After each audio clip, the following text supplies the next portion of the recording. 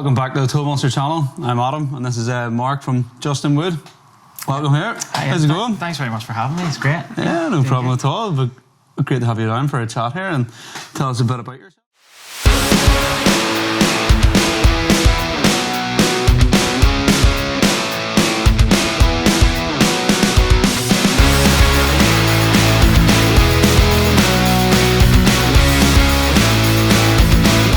So, if you want to tell everybody, Justin Wood, so what sort of stuff do you do? Yeah, well, my name's Mark Justin, so I run a... It's not Justin. It's not Justin, but I get called Justin every day. It's just part of my... I was calling you Justin, so... You're calling me Justin, but, it doesn't offend me. It's totally fine. It's hard. I'm only been doing this 4 years full time, so I still don't know what to tell people I do. But custom furniture seems to be the easiest thing, So what's that like? So like dining tables, benches, cabinets. I don't know, side tables. Everything. I've seen some of the pictures of your stuff. Like it's pretty slick stuff. Like the bespoke dining tables. Well, so is it just the wood element you do, or no? I love doing the metal as well. I love making stuff out of anything. So, and it's the same. Like I work with some couple of big whiskey brands as well. So just doing like signage and bars and stuff. So just anything. I love. So what's that like with their barrels or something? Like that? Yeah. So I've run workshops, like whiskey workshops. I would run workshops as well. So we make stuff out of the staves. So we take apart the staves and made like big backdrops kind of thing. With weaving all the barrels together. Class. With their custom signage cut out. And I don't have any CNCs or anything, so it's all hand done. It's all done by hand? Yeah, so any wee letters that you see, they're all made at the bandsaw, like cut them all. Quite time consuming then? Yeah, but I love that. I'm kind of like all about the small intricate details, and like if I was doing those like palette artwork things and stuff, it's like some of the pieces is like so small, but that's what makes the thing. So that's a bit what I do. So brilliant. So you have your own... Or do you work out of your house, or do you work at a garage, or do you have your own workshop? Or? Yeah, no, I have quite a big. It's an old hen house, but it's a big space, big workshop. So I've got kind of half of it set aside for workshops, which turns out to be like setting things about the place, and then the other half kind of just for my workshop, all the tools and machinery and stories and stuff. So is your stuff? So you make furniture? Is that like from hand tools, or is it like? Yeah. I know you've no. It's CNC machines, but is that like from like you standing with a hammer and chisel type thing? Or? Yeah, well, see, I'm a bit of a geek about those sort of things. I like to think I'm one of these hybrid woodworkers that uses a bit of everything. So is that like the old school techniques? Like? Yeah, I would use I use card scrapers, and like my first kind of woodworking introduction was my granddad. So he was like a real old school joiner. So I still use all his old hand tools, and some of them are over 100 years old. Like, so I'm really into old tools and like restoring them and using them. So sometimes it's actually, as stupid as it sounds, it's actually more efficient to use old ways of doing things. That's really interesting, because everyone's all about efficiency now, and like on site, especially in here, like I'm selling all the tools that what are just out. So it's quite interesting to hear like. Well, not only like sometimes I could get a router and do something and then make loads of noise, loads of mess, dust everywhere, or I could just use some old hand tools and do it, and probably, I don't know, the same, if not even less. Yeah, and the finish it leaves is way better. Like I'd see guys on site now. I don't claim to be a joiner, obviously, but you see guys on. So, like you see guys on site setting up. It takes them half an hour to set up just to do something. If someone's skilled enough has a hammer and chisel to do in 10 minutes. And again, it's the practice. So, but it's a learning thing. So, I'm not formally trained at all, but I've done this kind of my whole life. So, like, how did you get into making furniture then? Like, it's a funny story. So, like I say, my grand had a workshop. I used to go out and about with him. He had a few flats and stuff. So anytime we're doing work or, I don't know, fixing things or going around things, I just loved being in the workshop, just making stuff. Like kid, I was always making go-karts or huts or, and like using bandsaws when I was 40 and using it just like my children are. So trying to keep it going. But so I did that my whole life, and even like I got into music and I made my own guitar when I was really young. And and like. I was just always taking things. You still have it? Making things. I do. I smashed it. You know how rock and roll. At a gig, I smashed it. So, and I didn't mean to smash it. I just smashed. So it's to be fixed. I would love to make one now that I'm better at it, but we'll get there. So I was on and on the whole life, but you know what it's like. You go to school, your parents are like, get a good job, get a good career. So the only thing I was remotely good at, I was going to be a rock star. That's what I was going to be with my life, So I was like, why did I even bother going to school or doing it? Because that's what I'm going to do. I'm going to be famous. Yeah, so going to be on stage. It didn't really work out. And the only thing that I was half decent at in school was like computers. So you just kind of get funneled down this path. The next thing you're doing more and more and more. So I got into IT, and I was really fortunate. I'm a hard worker. I need to fix everything. So it's kind of good mentality in that, like, it's that troubleshooting mentality in the world of computing. So like you can go through problems. If this doesn't work, do this, and keep going. If you know what I mean. So it kind of worked okay. But so I ended up getting IT. I did really well. I got lots of good jobs, and but I was just like, I just hated it. I was so stressed by it.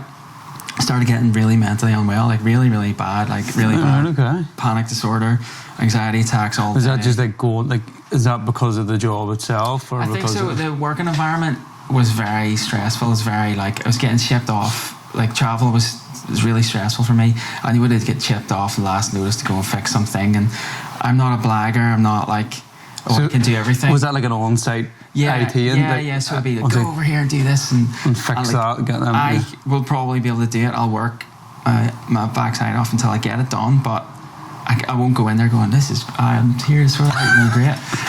So like it was all very stressful, and it was so bad that once I couldn't even leave the house or drive a car or like do anything. It was just in such a bad way, and I almost felt like unless I get out of that environment, it's going to be like that for a long time.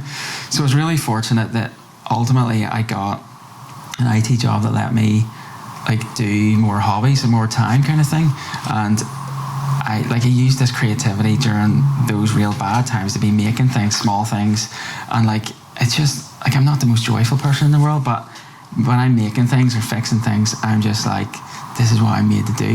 I love this. This is me. So I think like so much, like 40% of your life is in work, or at least that amount of it. If you're me, you're 60% of your life probably, but like it's so important to enjoy what you're doing. Well, I was there sitting in an office. I even remember what chair I was sitting at, staring in front of my computer, and I was making loads of money. I was good at IT. I wasn't like, sometimes I say this and people are like, I was obviously really bad at it, and that's why like I was good at my job. Like I don't want to sound too. It wasn't because I couldn't do it. But I remember sitting there thinking and like working this out, going, I could be working for another 35 years, and like until I retire. I was like, I cannot do this for 35 years. And I heard a statistic there the other day: 85% of people in the world are unhappy in their work. Which and I was like, blows my mind. I couldn't do it. I was just like, I need something out of this, so I can't. So we're really fortunate. I got that job fixing these supercomputers all around Ireland, and my boss was like, if there's nothing broken, there's nothing for you to do, you should be in your workshop. And I was like, is this real life? So I started off just so you're sitting at home, working and making loads of money. Like I was on call 24/7, 365 days a year. But if there wasn't anything to be doing, I was pretending. I was like, the Justin Woods a thing. I'm running a business, and it was a hobby. It was just buying tools. It was just like paying for tools, and it was doing the craft fairs and to put it into shops and stuff like that. And the whole time I was like, I'd love to be doing this full time, but it'll kind of never happen. And gradually with that job, computers are getting thrown out before they were getting engineers to go and fix them, and it was so expensive for me to go out and fix your machine that some people were even just throwing them out and putting new things in. I get it at his workshop. And that's what my company said in the end. So they phoned me up and said, like, we'd like you to start going all around. Well, they wanted me going around the world, like fixing things, or fly out here and do this. And I was like, no, don't want to be doing that. Been there, done that. Don't want it. And they offered me a redundancy thing. And part of my redundancy thing wasn't even allowed to work in IT for 6 months. So my boss phoned me up and says, look, I think these guys are going to try and screw you over and say, like, there's a job for you over in England. That's where your job is, so they can make you work more, because fair enough, like sometimes they're only paying me an hour a week, And he said, like, this is your shot to give Justin Wood a go. And I was like, you're right. Like, that's pretty, like, fair play to him. Like, I know, he's your boss. Yeah, like, that's pretty best epic, boss like, ever. And he was one of those bosses that thought I was great. You know what I mean? Like, and you would do anything for him. Like, he's phoned me New Year's Eve, like, there's something happening. Is this okay? You know? So, like, and you're phones and can I have a kitchen table? I know, yeah. But and that was it. So that was like a push. And Justin Wood wasn't where he would have liked it to have been, but I was working with guys the whole time, and over the last few months I was organising getting a workshop so that I could make bigger stuff easier. I was making these things in my garage, which was a nightmare, and I needed a bigger shop, so that happened, and that was a push. So, and that was 4 years ago. So you had no real formal training and such? No, not at all. All self-taught? Yeah, so I YouTube taught? YouTube. Yeah, I love old books, and you say old hand tools. I love all that sort of stuff, and like trying to use old things and learn new things every day. So a proper hardcore craftsmanship? It's hard to say without coming across really egotistical, but that's what I want to aspire to be. I want to be really good at. I want to spend a week shaping a lovely bed, with hand tools. That's where I want to see. Like, I know now, like most people will go shopping to IKEA, get your flat pack stuff, which can be great and like, cost effective and stuff, but ultimately, like, craftsmanship and quality can deplete with that, with the type of woods what you're using. So I'm assuming you source all your stuff, all your high every single quality piece. products. Like I don't even get them to deliver to me. I go and look at every single board and look at it, because if you're making something out of it and you're paying lots of money for this wood, especially now, you want to see every board and look at every board and every shape and what bits you would use or not use. So like every aspect of it, I want to be like. So do you go to like how do you get your wood? Do you go to where they're cutting the trees? Sometimes it depends. Like, I would get phone calls. Like, I've done client work for people and then got a phone call saying, we've had a disaster in our forest, there's trees fell down, I want something good to happen from them. So that's pretty cool. That's pretty cool thing to do. I mean, they need to wait for, like, I think that they're still sitting there, we need to do something with them, but there's like 3-4 years worth of drying and in those particular ones. But a lot of the time I do have to go and pick it, but I would try and use reclaimed stuff if I can, which is a funny one, because when you think pallet furniture, sometimes I cringe. I'm just like, no, don't. It's Pinterest special. It's an excuse for like bad workmanship sometimes, but it doesn't have to be. So like the idea of reusing things, like I've used old 100-year-old rafters from houses to make things, something nice about this story that keeps going. But ultimately, I end up having to buy wood from a hardwood dealer. So how's it been? You've been in IT. You've now moved over. What ways? Like, it's hard to start out in any new business. Like, how's it been? How's it went for you? It's just such a big learning curve. I mean, when I was working in IT, I get paid every month the same amount every month, which is crazy. To think now that you have to bring the money in. I joke that everybody should have to be self-employed for a month to work out how difficult it is. And I think it's brilliant. I was made to do what I'm doing. I love it. Absolutely adore it. I probably work harder than I've ever worked in my life, and certainly more hours. But I think the only downside is that the multiple hats you have to wear. I don't want to have an admin hat. I don't even want to do my own website. But obviously I have to. Especially nowadays, like I just want to be making all day. That's all. That's But obviously I can't, and it's a learning thing. But it's a big jump from that corporate world to the trades world. Massively, and the take on.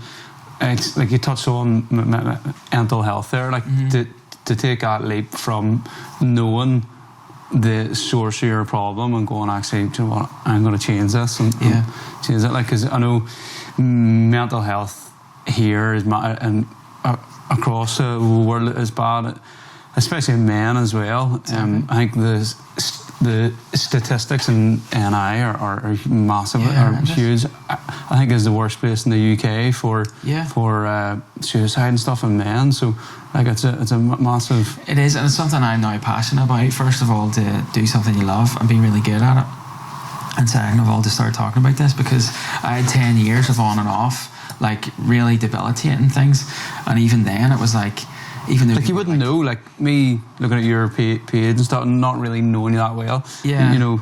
Like, yeah, so but I think everything's great from the outside. I'm more talking about it now, especially running workshops. We were talking earlier on just about just saying to people, like, you know, this creativity is so therapeutic. It's so, like, when you're creative. I've had people go into the workshop and got phone calls from their wife saying, I have never seen this person as happy in as long as I can remember. It's not because like that. They're so overwhelmed with, like, working at this piece. They can't think about the stresses of life because they're trying to work out how you're going to do this and make this and what way we're going to do this. How did I get that peg joint in? Where's Abby getting annoyed? Going to flip and like, it's just, so it's something that I'm passionate about in that respect as well. So you do like a workshop. So if I'm a corporate company or any sort of company, I can bring a team of guys to your place. You bring us through like a workshop type. So I try and tailor it to the likes of the company. So if we had a bike company come in there, so I was like, well, can we do something with your branding? So we do, like, I teach them how to do like vinyl decals. So we did their logo, and we did. And try to do team building in a way that's not this cliche, like everybody holding hands and like. Not that there's anything wrong with that. That's great, but creatively trying to make it a bit cooler. So we were doing like team building games that are like making stuff out of hot glue and lollipop sticks. Like hot glue and lollipop sticks is great fun for anybody. Like, you know, I had them designing tables and chairs with that in team, and we were judging them and stuff, and that sort of team building where there's 5 people here and they all have to work out, right, who's going to have the hot glue gun, who's going to are we going to design this, or are we just going to wing it, or are we just going to, and you know, so that sort of team building. And then after that there was obviously lunch and stuff, and we would just do, like, they would go into their projects, so whether it's something with preset that's related to the company or something just simple things, like we're not making, I think some people come and think we're going to make some fancy chair in like in an hour and a half, but an hour and a half, that's it. But yeah, something simple. And again, it's that creativity thing, and I'm trying to prove to them that, like, think outside the box, like look at the problem in a different way, try and think like what way we can deal with this, you know, and like throw a mental health thing in there, like, you know, I think there's many different ways of dealing with lots of different things, so what can we do? Brilliant. You know? Class. So how have you found moving from the IT world to the craftsmanship world? How's that affected your life? It's funny, in one of your previous ones, digging contracts, you were talking about tradespeople and how you feel like they're getting a better status in the world. I'm not the sort of person, I hate status in any, I don't believe anybody's any better than anybody, and I don't believe all those things. But I feel like like for me, when I feel like people look down on me going, you were here and now you're here, so you mustn't be very good, you know, whereas I don't see it like that at all. But it definitely is an element that people do think that tradespeople aren't as intelligent even, and that drives me insane, because if anybody's qualified to say about intelligence, I think intelligence is different than book smart. It's smart. So almost. Like, I have a big thing about the education system's great for a certain type of learning. If you want to be a doctor or a solicitor or barrister or something out there, but if you're a really hands-on person, as you like yourself, it's really hard to develop those skill sets. So I think it's important for the likes of like ourselves to encourage people who maybe are good at handwork or good with their thinking outside the box, encourage them into the trades, because there's such an amazing career path, and a lot of the time, like, they're very highly paid career paths as well, and they're enjoyable, and it's not stuck in an office. You can be out building furniture and stuff. Really enjoyable stuff as well, you know. Yeah, I think it's something we really need to learn about, because, you know, we judge kids so harshly on their maths and English. And if I was to say, let's go in and give every kid a penknife and a piece of wood and let's judge them, like, it would be like, oh, you can't, or like, let's draw a picture and let's judge them all, you know. Like, people say you couldn't do that, but we do it on maths and English and stuff. And it's like, it's almost like it's not as important, but it is.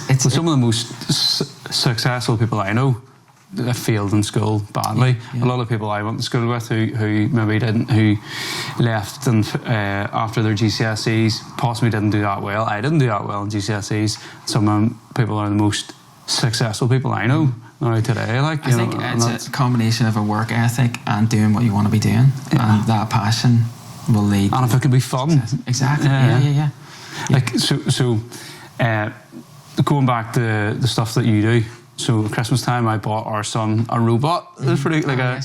That's part of that creativity thing. It's for kids, encouraging kids. So it's like basically like a play set of all the different pieces of wood and different bits, and then he got to build his own robot. I think that was class. Because I run workshops for kids as well, and that kind of stemmed from that. And it is the idea of like, you know, they've taken the arts out of the STEM thing. So it used to be, people say it should be STEAM, you know, with arts should be in with all your science, technology and maths and stuff. And like, it's just so important for kids to go and be able to do that, think outside, be creative. And I learn so much. See the kids' workshops we do, the way the kids' brains work, and why can't I do this? Why can't I have this? Or can we not just cut this out and do this? I'm like, of course you can. Why can't I? You know, and they teach me. Like, because they just look at things so simple and so creatively. You know, it's powerful. Like, and the more, I always say to our kids, it's like, it's good to be bored because then you can go and do something creative. Because like, I'm bored. It's like, go and draw, go and try and make something. Go and sit in front of the screen. And it pushes you to be creative, you know, and in that's where you learn and that's where your skill set grows. That's class. Brilliant.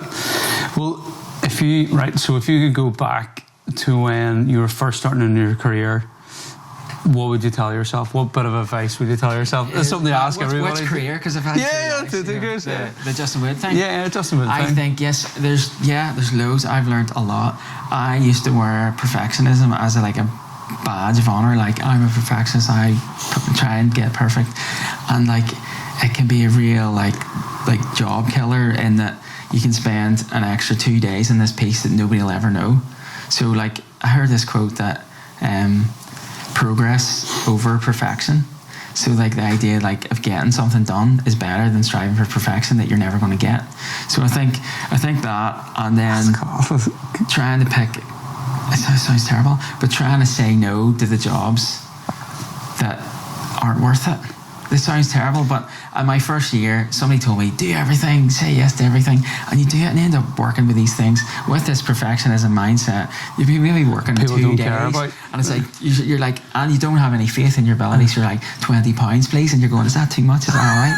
You know, so it's that. Is that to know your worth then? Yeah, and what your skill set's worth? I think that self-belief is very difficult because. Especially sometimes, like we talk about trades, one of the negative things about trades is sometimes people look at me and goes, well, you didn't do an apprenticeship, you know, so like, are you even qualified to do it? So I think people should be judged on their work and their quality of their work and their ethos and stuff.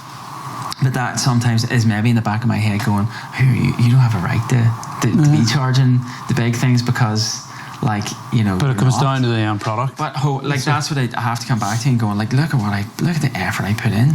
Like, fair play to anybody putting this much effort in and charging any less, you know. So, but yeah, it's just a big learning curve, and it's like having supportive people around you is a big thing, and yeah, asking for help when you need it is difficult. It's the man thing. I don't know, it's a man thing or a me thing, but yeah, trying to ask for help whenever you need it.